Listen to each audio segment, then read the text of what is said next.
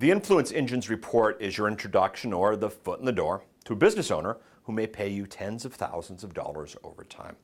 It's really a business x-ray report that does several things for you. It helps you educate the business owner about the things that you could be doing to improve their bottom line. It clearly defines the problem and your solution, and it positions you as the expert. Let's go through an actual report we ran for a business owner and discuss how you might present it. One thing you're going to want to do with you at all times is have a blue pen so that you can mark up the report as you walk through it with them.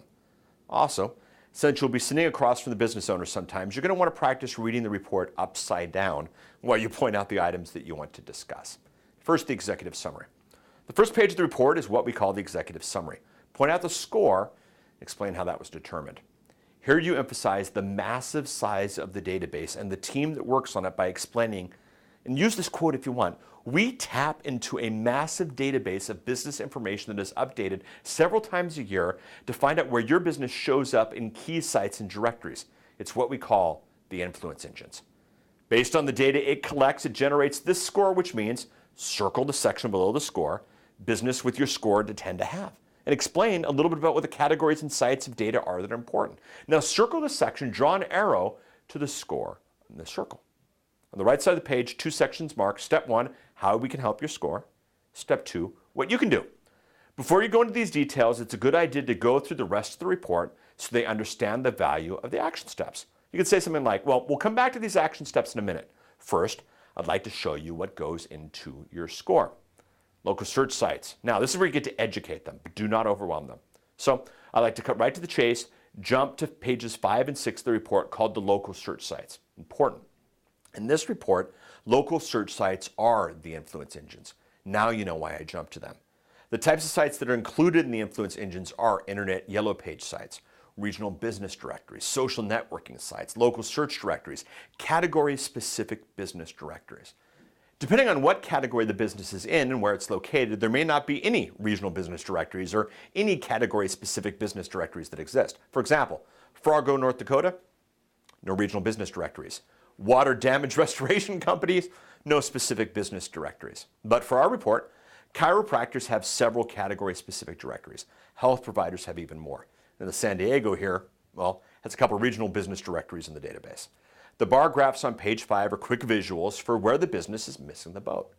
In graph 1 on page 5, you can see at a glance that the business is not in the game at all when it comes to these regional and category-specific directories. Circle these gaps with the pen, very impactful. In fact, its only area where they're doing better than average is internet yellow pages. You want to stress to the business owner that they want to be up here in the 70% and above tier. Then draw a line across the 75% level on the bar graph. In graph 2 on page 5, you can see the depth of information on those sites where they do have listings. Obviously, the biggest gaps are business profiles and ratings and reviews. Circle those with a pen. Now, let's look at the list. This list provides great cross-section of the different types of sites where the business gaps are. Green is good, red is bad. The best way to present the information is to stay high level. For example, let's look at a couple of places where you're doing well. Draw a star or a smiley face next to each of them.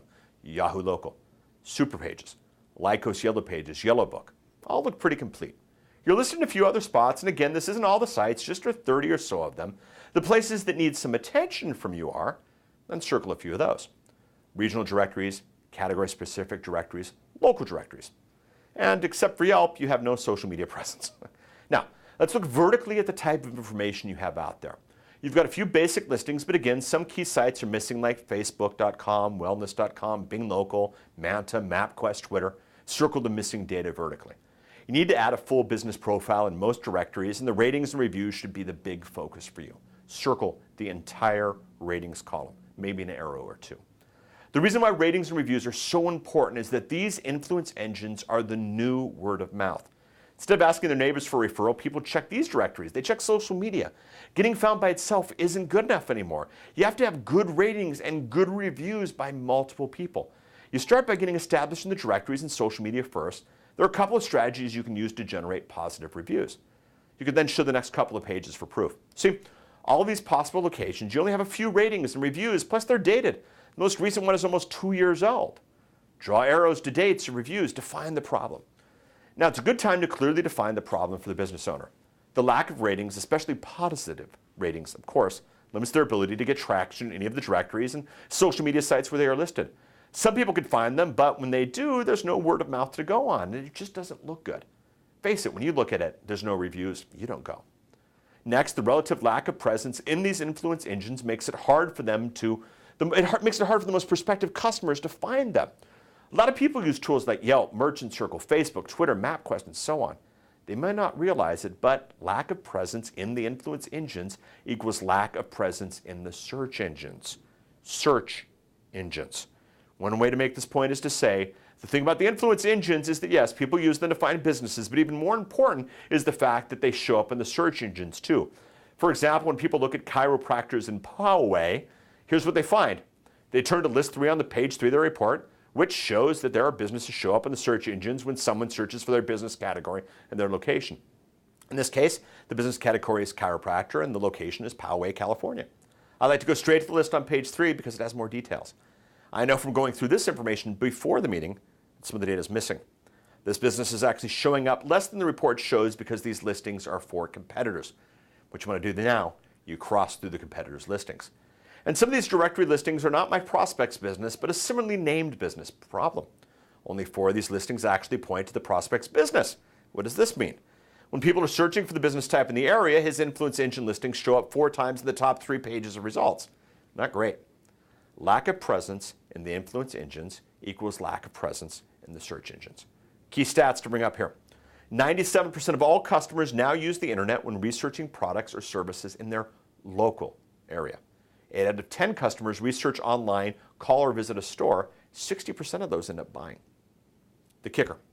Now it's time to add some more weight to the problem. Competitors. Competitors are doing better than your customer online. If you do just a little research before you go to the appointment, you can find out who some of your prospects' biggest competitors are and run a couple of their reports. In this case, I was able to review the search engine results for my prospect and the paid placement ads and come up with a competitor who's doing more than twice as well as my prospect. I could show them the competitor's full report. I could tell them 2 or 3 main competitor scores and the number of reviews they've generated. For example, just to let you know, around the reports on a couple of the competitors here in town, Road Chiropractic has a 49 score, more than 30 reviews out there. Now you've identified the problem, it's time to show them the solution. I will show you how to do that in the next section, Propose the Influence Engine Service.